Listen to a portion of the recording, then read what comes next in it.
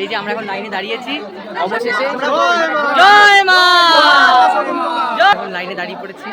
অনেক এখানে প্রচণ্ড পরিমাণে ঝামেলা লেগে গেছে, কে কার লাইনে দাঁড়াবে এই নিয়ে পেছনের দিকে।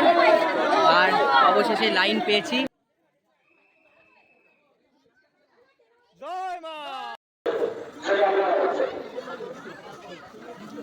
আমরা ঢুকছি মায়ের মন্দিরে আর কিছুক্ষণের মধ্যেই এখানে সকল ভক্তরা দণ্ডি কাটছে।